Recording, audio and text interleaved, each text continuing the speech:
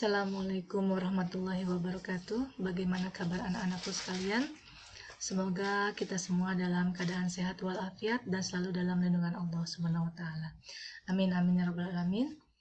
Alhamdulillah di kesempatan hari ini Ibu masih bisa bertatap muka dengan kalian semua. Dan insya Allah hari ini Ibu akan membahas mengenai materi kita yang selanjutnya, yaitu mengenai kisah teladan Abdurrahman bin Auf dan Abu Dzar Al-Ghifari. Dan materi ini terdapat dalam bab yang ke-11, yaitu bab yang terakhir, maka kita akan bahas bersama. Sebelumnya kita mulai pembelajaran hari ini dengan membaca basmalah. Bismillahirrahmanirrahim. Abdurrahman bin Auf adalah salah seorang sahabat besar Nabi dan termasuk salah satu dari 10 sahabat yang dijanjikan masuk surga. Jadi termasuk ke dalam 10 sahabat yang memang dijanjikan nanti akan masuk surga oleh Allah Subhanahu wa taala. Dan pada masa jahiliyah, Abdurrahman bin Auf itu dikenal dengan nama Abdu Amr. Setelah masuk Islam, Rasulullah memanggilnya Abdurrahman bin Auf. Ia memeluk Islam sebelum Rasulullah menjadikan rumah Al-Arqam sebagai pusat dakwah. Ia mendapatkan hidayah 2 hari setelah Abu Bakar As-Siddiq memeluk Islam. Semenjak masuk Islam sampai wafatnya dalam umur ke-75 tahun, ia menjadi teladan yang utama bagi kaum muslimin. Ketika Nabi Shallallahu Alaihi Wasallam memerintahkan para sahabatnya hijrah ke Habasyah atau Ethiopia, Abdurrahman bin Auf ikut hijrah untuk kedua kalinya ke Habasyah dan kemudian ke Madinah. Ia ikut bertempur dalam perang Badar, Uhud, dan peperangan-peperangan yang lainnya. Dan Abdurrahman bin Auf tergolong 10 sahabat yang diberi kabar gembira oleh Allah akan masuk surga, dan termasuk 6 orang sahabat yang bermusyawarah dalam pemilihan khalifah setelah Umar bin Khattab. Dan di samping itu, ia adalah seorang mufti yang dipercaya Rasulullah berfatwa di Madinah selama beliau masih hidup. Ada beberapa keutamaan dari Abdurrahman bin Auf yang perlu kita teladani ya. Yang pertama, Abdurrahman bin Auf termasuk sahabat yang masuk Islam sangat awal, yaitu yang ke-8. Beliau bersyahadat 2 hari setelah Abu Bakar. Jadi subhanallah, Abdurrahman bin Auf ini makanya termasuk sahabat yang sudah dijamin masuk surga, karena memang beliau yang percaya kepada Nabi Muhammad untuk memeluk agama Islam. Yang kedua, Abdurrahman bin Auf termasuk salah satu dari 6 orang yang ditunjuk oleh Umar bin Khattab untuk memilih khalifah sesudahnya. Yang ketiga, Abdurrahman bin Auf seorang mufti yang dipercaya oleh Rasulullah SAW untuk berfatwa di Madinah, padahal Rasulullah SAW masih hidup. Subhanallah. Jadi ya, beliau termasuk orang yang dipercaya oleh Nabi Muhammad untuk memberikan fatwa ketika Nabi Muhammad masih hidup. Yang keempat, Abdurrahman bin Auf terlibat dalam perang Badar dan perang Uhud bersama Rasulullah SAW dan menewaskan musuh-musuh Allah. Jadi ketika perang Uhud banyak para orang-orang yang ikut ke dalam perang bersama Nabi Muhammad itu banyak yang melarikan diri ketika dalam peperangan. Tapi justru Abdurrahman bin Auf benar-benar mempertaruhkan hidupnya di dalam perang tersebut dan mengalami banyak luka. Tapi ya, beliau tidak gentar untuk tetap bersama Nabi Muhammad untuk membela Islam. Yang kelima, suatu saat ketika Rasulullah SAW berpidato menyemangati kaum muslim untuk berinfak di jalan Allah, Abdurrahman bin Auf menyumbang separuh hartanya yang senilai 2.000 dinar. Jadi subhanallah, memang sahabat Abdurrahman bin Auf ini terkenal memang juga sahabat yang mempunyai banyak harta, tetapi tidak pelit atau tidak segan-segan untuk memberikan hartanya untuk berdakwah di jalan Allah. Lalu selanjutnya yang keenam, ketika Rasulullah membutuhkan dana untuk perang Tabuk yang mahal dan sulit karena medannya jauh, ditambah situasi Madinah yang lagi dilanda musim panas, maka Abdurrahman bin Auf mempelopori dengan menyumbang 200 uqiyah emas.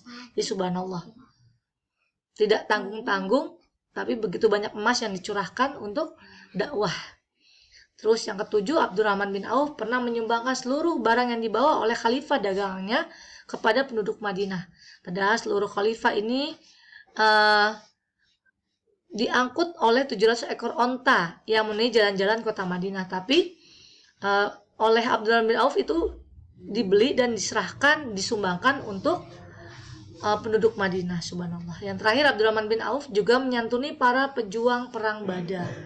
Jadi beliau terkenal sebagai orang yang memang dermawan di dalam berdakwah di dalam agama Islam. Lalu yang selanjutnya, teladan yang bisa diambil dari Abdurrahman bin Auf.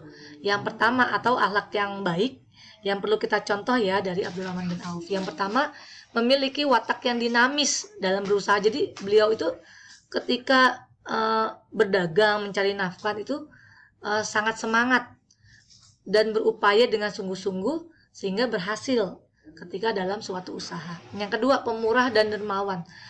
Kondisi beliau yang memiliki banyak harta tidak menyebabkan beliau pelit atau tidak mau berinfak, tapi justru ketika beliau mempunyai banyak harta, beliau serahkan setengahnya atau bahkan lebih untuk dakwah dalam Islam.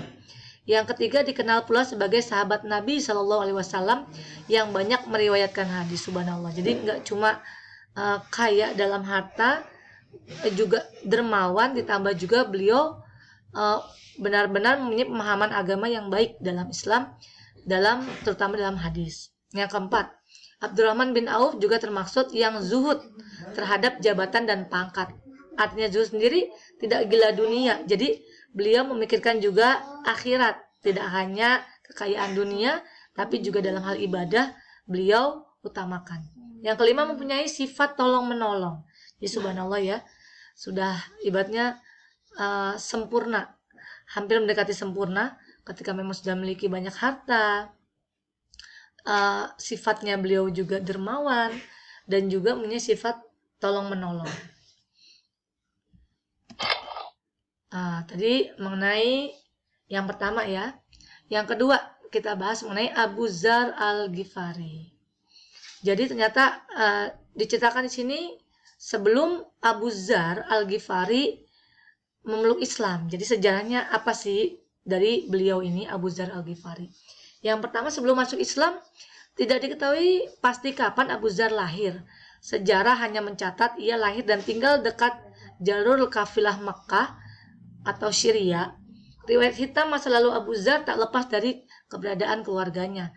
Nama lengkapnya Jundab atau Jundub bin Junadah bin Qais bin Amr. Abu Dzar yang dibesarkan di tengah-tengah keluarga perampok besar Al-Ghifar saat itu, tetapi ia dan pengikutnya hanya merampok orang-orang kaya dan hasil rampokannya dibagi-bagikan kepada fakir miskin. Jadi kalau ingat kisah seperti, mungkin kalau yang pernah menonton waktu dulu, seperti kisahnya Robin Hood ya. Jadi merampok tapi dibagikan untuk fakir miskin. Nah, ini juga kisahnya sama dengan Abu Dzar Al-Ghifari ketika beliau sebelum masuk Islam. Ibu lanjutkan, kerusakan dan derita korban yang disebabkan oleh aksinya kemudian jadi titik balik dalam perjalanan hidupnya. Insyaf dan berhenti dari aksi jahatnya tersebut, bahkan tak saja ia menyesali segala perbuatan jahatnya itu, tapi juga mengajak rekan-rekannya mengikuti jejaknya. Subhanallah ya. Jadi nggak cuma beliau akhirnya bertobat dan mengakui kesalahannya dan bertekad untuk tidak mengulangi, tapi beliau juga mengajak teman-teman kaumnya untuk tidak lagi berbuat yang dilarang oleh agama Islam. Nah, terus akhirnya tindakannya itu menimbulkan amarah besar sukunya yang memaksa Jundab meninggalkan tanah kelahirannya. Bersama ibu dan saudara lelakinya, Anis Al-Ghifar, Abu Dzar hijrah ke Najd. Ini merupakan hijrah pertama Abu Dzar dalam mencari kebenaran. Kita lanjut ya. Nah, ketika masuk Islam, keislaman Abu Dzar bermula dari saudara yang bernama Anis Al-Ghifari tadi. Ketika itu saudaranya baru pulang dari Mekah. Kepada Abu Dzar, Anis menceritakan bahwa ia bertemu dengan seorang nabi, yaitu Nabi Muhammad SAW, yang menyebarkan agama sama seperti yang diamalkan oleh Abu Dzar, yaitu mewajibkan orang kaya memberikan sebagian hartanya kepada fakir miskin. Seperti Abu Dzar, Nabi pembawa agama baru itu sangat mengecam orang yang tidak memperhatikan orang lemah seperti anak yatim dan fakir miskin. Berita ini memberikan daya tarik yang luar biasa kepada Abu Dzar. Abu Dzar kemudian menuju Mekah. Secara terang-terangan ia mengucapkan kalimat syahadat di dekat Ka'bah. Suasana saat itu sangat mencekam dan menakutkan yang menyebabkan para sahabat takut menyatakan keislamannya secara terang-terangan. Hal itu disebabkan oleh adanya ancaman dan penganiayaan kaum musyrik Mekah terhadap penganut agama Islam. Setelah mengucapkan 2 kalimat syahadat, Abu Dzar disiksa kaum musyrik Mekah sampai tubuhnya berlumuran darah. Setelah menyatakan keislamannya, ia kembali ke kampung halamannya dan mengajak sanak keluarganya dan kerabat dekatnya masuk Islam. Beberapa bulan setelah Nabi Muhammad SAW hijrah ke Madinah, Abu Dzar membawa rombongan dari kabilah Ghifar dan Aslam ke Madinah.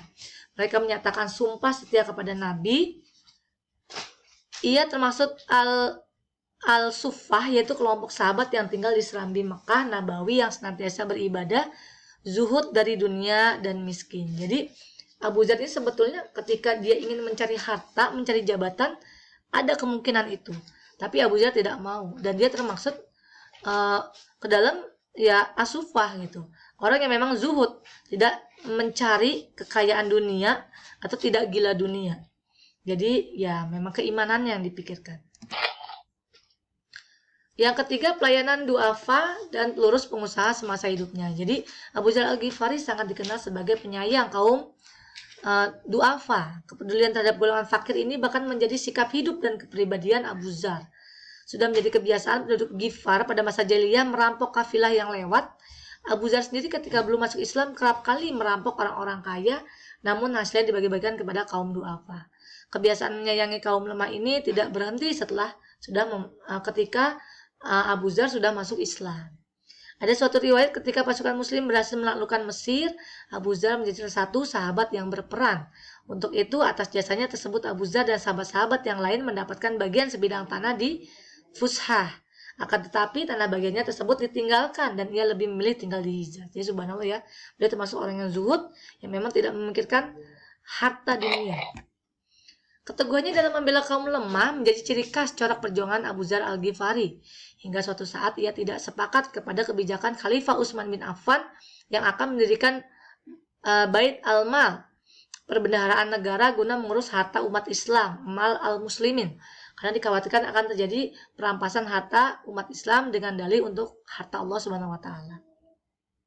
Dan begitu juga saat berkunjung ke Damaskus pada tahun 32 Hijriah atau 652 Masehi, Abu Dzar menyaksikan Gubernur Muawiyah bin Abu Sufyan sedang membangun istana hijaunya Al-Khizra yang megah. Abu Dzar berkata kepada Muawiyah, kalau engkau membangun istana dengan hartamu, itu berlebih-lebihan.